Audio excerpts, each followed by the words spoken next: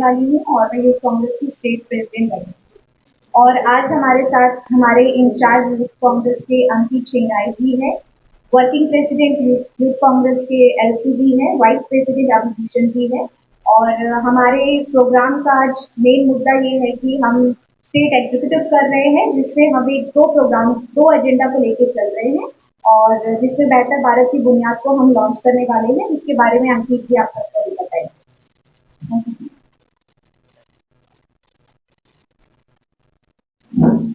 सबसे पहले यहाँ जितने भी मीडिया वाले लोग आए हैं सभी को मैं यूथ कांग्रेस परिवार की तरफ से हार्दिक धन्यवाद देता हूँ।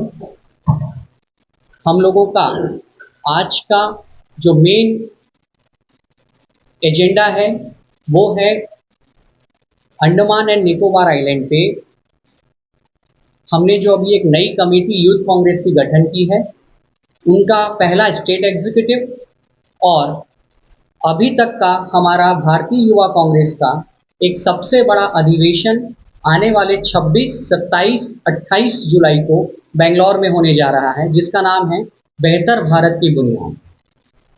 इस अधिवेशन का मेन जो इंटेंशन है, जो मुख्य उद्देश्य है, वो ये है कि हम आज पूरे भारत में जो युवा मोदी सरकार की गलत पॉलिसी से परेशान हैं, रोजगार के लिए परेशान हैं, महंगाई से परेशान हैं, काम नहीं है, जो उनकी मेन परेशानियां हैं महंगाई और रोजगार, उसको लेकर के भारतीय युवा कांग्रेस एक बहुत बड़ा अधिवेशन, महाअधिवेशन बेंगलोर में करने जा रहा है। इसमें पूरे देश से 3000 से ज़्यादा युवा 3 दिन तक रह करके आने वाले 2024 के चुनाव में हम युवाओं की इस महंगाई वाली सरकार को बदलने के लिए, इस देश में वापस खुशहाली को स्थापित करने के लिए जो रणनीतियां बनानी है, जो रणनीतियां तय करनी है, उस पे हमारे अध्यक्ष श्री श्रीनिवास बीवी जी व हमारे प्रभारी कृष्णा अल्लावरू जी के नेतृत्व में इस अधिवेशन पे हम सारी चर्चाएं करेंगे। इसमें सारे स्टेट्स के अध्यक्ष, उपाध्यक्ष, हमारी जो इलेक्टेड कमिटीज़ हैं, उनके पोस्ट होल्डर्स, मेंबर्स, सारे डिग्निटरी, सारे सीनियर लीडर्स, सभी को उस महाधिवेशन में निमंत्रण दिया गया है और लगभग सभी लोग उस महाधिवेशन में 3 दिन तक वहां पर मौजूद रहेंगे। तो आप सभी लोगों के सामने में हम आज Andaman and Nicobar territorial youth Congress के तरफ से आप लोगों के सामने आज इस बेहतर भारत की बुनियाद के कार्यक्रम को लॉन्च करने जा रहे हैं। इसमें जितने ज़्यादा से ज़्यादा लोग, ये ऐप जो है ऑनलाइन अवेलेबल है, एप्लीकेशन के माध्यम से इसमें रजिस्ट्रेशन होगा और उस रजिस्ट्रेशन को अप्रूव होने के बाद उन लोगों को एक आई कार्ड इशू किया जाएगा जो उस अधिवेशन को अटेंड कर पाए। अब अगर आप लोग इसके बारे में कोई सवाल पूछना चाहें तो मैं यहाँ पर उपस्थित हूँ।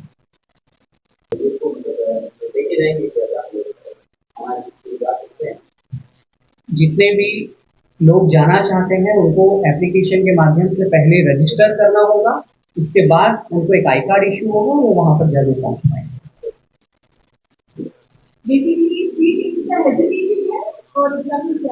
नहीं, ये अधिवेशन है, इट्स नॉट एग्जीबिशन, अधिवेशन, कॉन्फ्रेंस।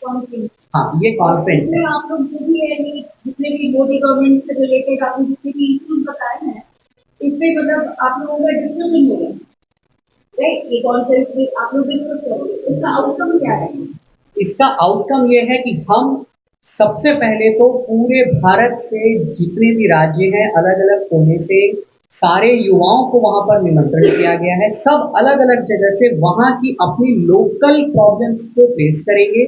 इसके बाद हमारी जो कोर कमेटी है, यूथ कांग्रेस की जो लीडरशिप है, वो एक कॉमन एजेंडा तैयार करेगी कि 2024 में जो आने वाला लोकसभा चुनाव है, उसमें हम युवाओं के लिए किन रणनीति के तहत उस चुनाव में लड़ाई लड़ने के लिए जाएंगे।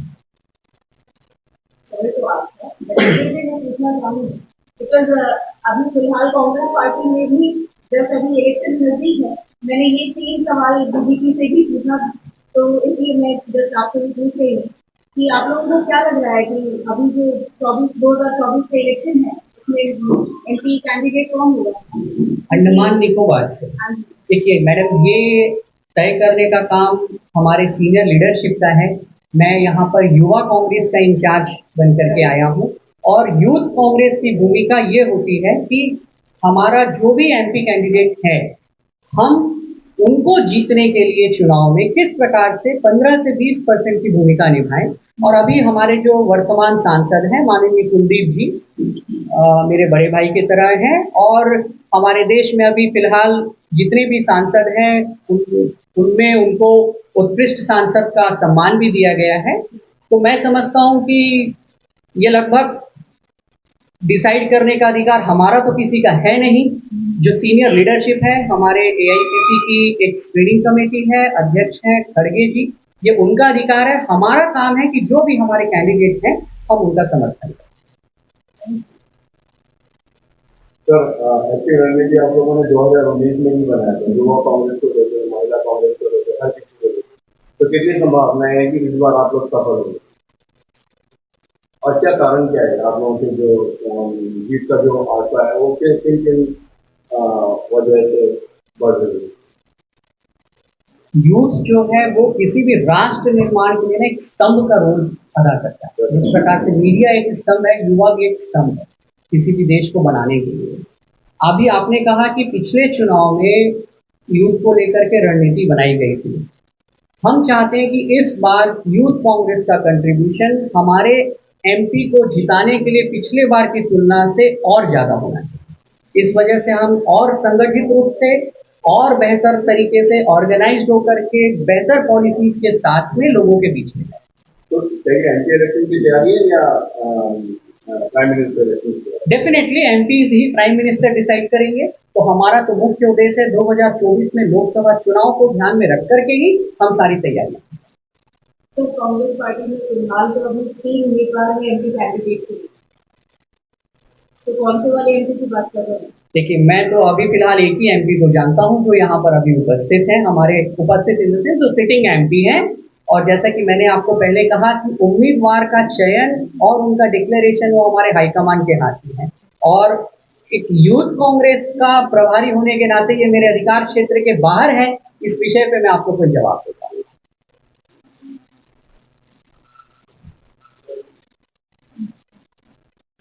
तो इस बार ऐसा क्या खास कर रहे हो जिससे आप लोग युवाओं को कांग्रेस पार्टी की तरफ आकर्षित कर सकते हैं? युवा वैसे ही मोदी सरकार से बहुत परेशान है।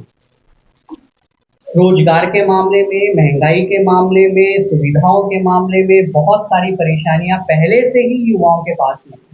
हमारा काम है कि हम उन परेशानियों को समझ करके उन्हीं युवाओं की ताकत से आने वाले लोकसभा चुनाव में इस महंगाई के पक्षधर सरकार को बदलें, एक ऐसी सरकार लेकर के आए जो वास्तव में युवाओं को रोजगार देने का काम करे, युवाओं को काम करने का जरिया देगी, जिसके माध्यम से महंगाई को भी हम कम करें।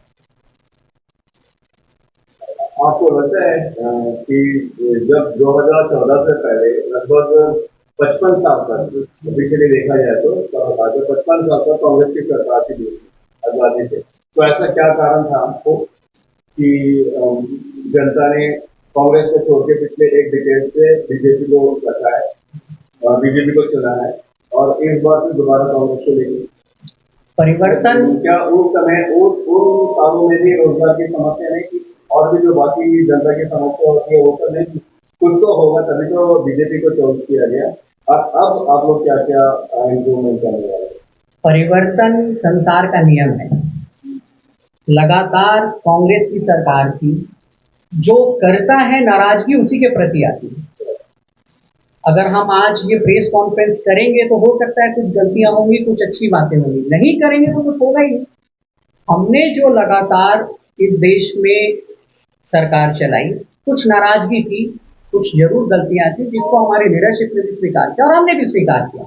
जनता ने उसी समय जो उनकी छोटी छोटी नाराजगियां थी, एक व्यक्ति आए झूठ का पुलिंदा बना करके जोर जोर से चिल्ला चिल्ला करके झूठ बार बार बोल करके युवाओं को 2 करोड़ रोजगार हर साल का वादा दे करके हिंदू मुस्लिम में देश को उलझा करके उन्होंने अपनी तरफ वोटर्स को आकर्षित किया। और हमारी देश की जनता ने उनका साथ दिया, एक बार दिया, दो बार दिया, बात सही है।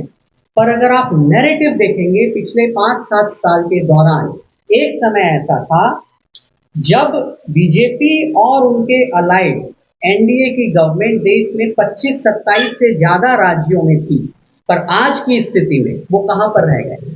आप साउथ से ही देख लीजिए, हम अगर अंडमान से ही शुरू करें तो यहाँ के एमपी कांग्रेस के हैं, तमिलनाडु, केरल, आंध्र प्रदेश, कर्नाटक, तेलंगाना, उड़ीसा, पश्चिम बंगाल, बिहार, झारखंड, छत्तीसगढ़, राजस्थान, दिल्ली, पंजाब, हिमाचल, कहीं पर भी बीजेपी या उनके समर्थन की सरकार नहीं है। इसके अलावा जिन राज्यों में है, तो वो मध्य प्रदेश में मैंडेट किसको था? कांग्रेस को था। उन्होंने, ठीक है, राजनीति में हम कहते हैं कि everything is fair in love and war and politics is the combination of love and war.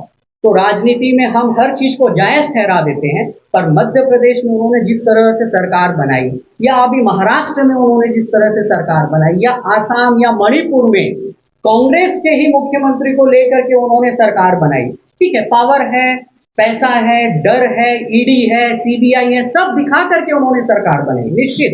पर इसके बाद अगर आप स्टैटिस्टिक्स को देखें, डाटा को देखें, फैक्चुअल फैक्ट्स को देखें, तो आप समझ पाएंगे कि झूठ के पुलिंदे से बहका करके उन्होंने 2018-19 तक में जो ऊंचाइयों को छुआ, वो आज बीजेपी के साथ में नहीं है।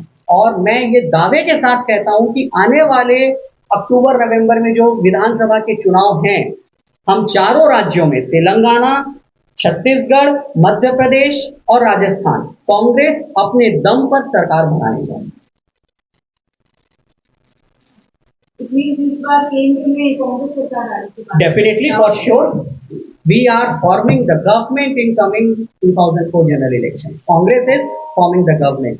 ये मेरे शब्द नहीं है, ये जनता की आवाज है। आप लोग पत्रकार हैं, जनता से जुड़े हुए हैं, सभी लोग महंगाई से त्रस्त हैं, सभी लोग बेरोजगारी से त्रस्त हैं। जैसा कि मैंने अभी पहले कहा, परिवर्तन संसार का नियम है, तो अब ये समय है परिवर्तन। क्या सर कांग्रेस केंद्र या यूपीए या महागठबंधन? गठबंधन तो कांग्रेस ने काफी जगह पहले से कर रखा है, तो कांग्रेस के नेतृत्व में ही आने वाले समय में सरकार बनेगी। डेफिनेटली कांग्रेस के नेतृत्व में, कांग्रेस लेड गवर्नमेंट के लिए था। सर, महंगाई और बेरोजगारी के अलावा और किन चीजों में आप लोग फोकस करें? रोटी, कपड़ा और मकान के अलावा हमें और किन चीजों की आज ये समस्या तो आजादी से है। देखिए, आपने अगर आजादी की बात की, तो हम आजादी के समय किस जगह थे और आज हम किस जगह हैं, वो कंपैरिजन भी करने की जरूरत है। कोई भी चीज एक दिन में नहीं बन पाती है, कोई भी चीज एक दिन में नहीं बन पाती है। जैसे जैसे समय आता है, अभी अंडमान आने के लिए मुझे 3 दिन पहले दीक्षा जी और अलसू जी से बात हुई कि मैं आना चाहता हूं, और दूसरे दिन मैं आ गया। लेकिन अगर ये चीज मैं 10 साल पहले सोचता तो क्या ये संभव था? समय के साथ भाई, पहले आदमी शिप से आता था, फिर फ्लाइट्स आने लगी, हो सकता है आने वाले टाइम पे पर्सनल हेलीज भी लोग चलाने लगेंगे, 4 लोगों को बैठा करके चेन्नई से यहाँ आपको ड्रॉप करके चले जाएंगे। तो समय के साथ जो डेवलपमेंट होता है वो होता है, और कांग्रेस की सरकार ने हर वो चीज समय के साथ इस देश को दी है जो दी जा सके। लेकिन आजादी के दौरान अगर आप 1946 से 45 की बात कर रहे हैं, तो उस वक्त सिंगापुर की क्या स्थिति थी आप अच्छे से जानते हैं, जापान की क्या स्थिति थी, वियतनाम की क्या स्थिति थी, हांगकॉन्ग की क्या स्थिति थी। तो जैसे आप कह रहे हो कि समय के साथ डेवलपमेंट होता है, प्रोग्रेस होता है एक नेशन का, तो उनके मुकाबले सिंगापुर और हांगकॉन्ग हमसे डेंसली ज्यादा पॉपुलेटेड है compare to the area wise. तो उनका डेवलपमेंट और हमारे देश का डेवलपमेंट तो आप कैसे बताएंगे? क्योंकि मैं इसलिए पूछ रहा हूँ आपसे, क्योंकि maximum time during this period since independence Congress की सरकार ने राज किया है, तो आपने डेवलपमेंट की बात की, तो इसलिए देखिए, ये तो वही बात हुई कि एक परिवार में पहले एक, आज जो दादा हैं या परदादा हैं, उन्होंने कुछ करके एक जमीन खरीदी, फिर उसके बाद जब उनकी नेक्स्ट जनरेशन आई, जिसको हम दादाजी बोलते हैं, उन्होंने एक नींव डाल करके घर बनाया। फिर हमारे पिताजी आए, जिसमें उन्होंने फिर दूसरी मंजिल की इमारत खड़ी कर दी, और अब आज मैं आ गया और मुझे उन्होंने इंजीनियरिंग करा दी, एमबीए करा दिया, डॉक्टरेट करा दिया, और अब मैंने घर पे सोनी या किसी एक अच्छे ब्रांड की एलईडी टीवी लगा दी, 5 अच्छे ब्रांड के एसीज लगा दिए, और बाहर एक बढ़िया सी हाई क्लास इंपोर्टेड कार खरीद करके रख ली, और आज मैं लोगों को बोलूं कि देखो यार, मेरे बाप दादा ने तो कुछ नहीं किया और मैंने ये ला करके खड़ा किया। तो ये जमीन किसकी थी, पहला नींव किसने डाला, पहली इमारत किसने खड़ी करी, दूसरी इमारत किसने खड़ी की, मैंने आकर के क्या किया, फिलहाल जो कमाई मेरी आई उससे मैंने रंग रोगन कर दिया और कुछ सुविधाओं को ऐड कर दिया। तो इसका मतलब ये नहीं है कि मैं ये कहूंगा कि मेरे बाप दादा ने नहीं किया, या मेरे पिताजी से मैं कंप्लेन करूंगा कि भाई हमारे किसी आनी जी का बेटा या मानी जी का बेटा हेलीकॉप्टर में घूमता है और मैं तो ट्रेन में सफर कर रहा हूं, तो आपने मुझे क्या दिया। सबकी स्थिति समय के साथ, परिस्थिति के साथ, सिचुएशंस को देख करके जो बेहतर हो सकता था हमारी सरकारों ने वो सारे निर्णय लिए। जैसे समय के साथ आप कह रहे हैं काफी बदलाव हुए हैं, बहुत कुछ हुआ है, लेकिन मैं कंपेयर कर रहा था उन डेवलप्ड नेशन के साथ, क्योंकि वो हमसे 1947 के दौरान हमसे काफी पिछड़े हुए थे। और जैसा मैंने कहा कि आबादी के मामले में भी वो हमसे बहुत आगे हैं, मगर आज अगर आप उनका डेवलपमेंट देखते हो तो we are nothing in front. ना उसमें टोटल पॉपुलेशन, आप एक जगह की पॉपुलेशन, आप उस देश के घनत्व के साथ में जनसंख्या के घनत्व को तो ले सकते हैं, बट अगर ओवरऑल पॉपुलेशन देखें, आज हमारी जनसंख्या लगभग 150 करोड़ है। नहीं, रोजगार और बेरोजगार, महंगाई और बेरोजगारी, एग्जैक्टली हम समय के साथ धीरे धीरे एक एक कदम की ओर आगे बढ़ रहे हैं। एपीजे अब्दुल कलाम जी ने भी एक विजन दिया था 2020, राजीव गांधी जी ने एक विजन दिया था 2014, इंदिरा जी ने भी एक विजन दिया था 2008, जवाहरलाल नेहरू जी ने भी एक विजन दिया था 2000। हर व्यक्ति आने वाले 20 साल 25 साल को लेकर के आज हमारे देश में जितने आईआईटीज हैं, जितने आईआईएम्स हैं, जितने भी वैज्ञानिक संस्थान हैं, एम्स हैं, सारी चीजें वो किस लिए हैं, आगे देश के भविष्य को बनाने के लिए। देखते हुए 1947 में हमारे पास में क्या था, हम सुई बनाने के लिए भी हम डिपेंडेंट थे किसी पे, बट आज हम हेलीकॉप्टर भी हमारे देश में बना रहे हैं, रॉकेट्स भी हमारे देश में बना रहे हैं, मिसाइल्स भी हमारे देश में बना रहे हैं, सारी चीजें हम तैयार कर रहे हैं। HAL किसकी देन है, कांग्रेस की ही तो देन है। हिंदुस्तान एरोनॉटिक्स किसकी देन है, कांग्रेस की देन है। इसरो किसकी देन है, कांग्रेस की देन है। साइंस के फील्ड में, इतिहास के फील्ड में, संस्कृति के फील्ड में हमने इस देश के लिए बहुत किया है, और जो जिस समय जैसी स्थिति और परिस्थिति आई, सोच करके आने वाले भविष्य को ध्यान में रख करके सारी रणनीतियां जरूर बनाई।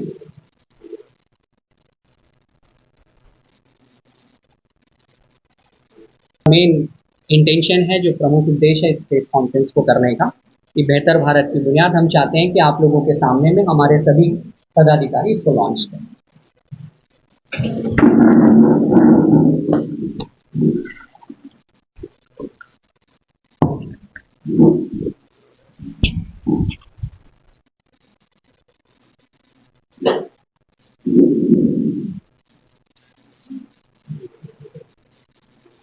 your time for your questions.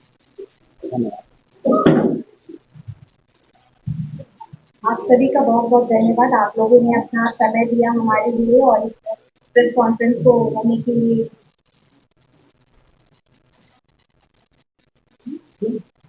इस प्रेस कॉन्फ्रेंस को सक्सेसफुली होने दिया आप लोगों ने, और हमारे जो प्रोग्राम का बात था, हमारे देश की बात थी, वो आप लोगों तक, हमारी जनता तक पहुंचाने के लिए आप लोगों ने हमारी मदद की। बहुत बहुत धन्यवाद। Thank you.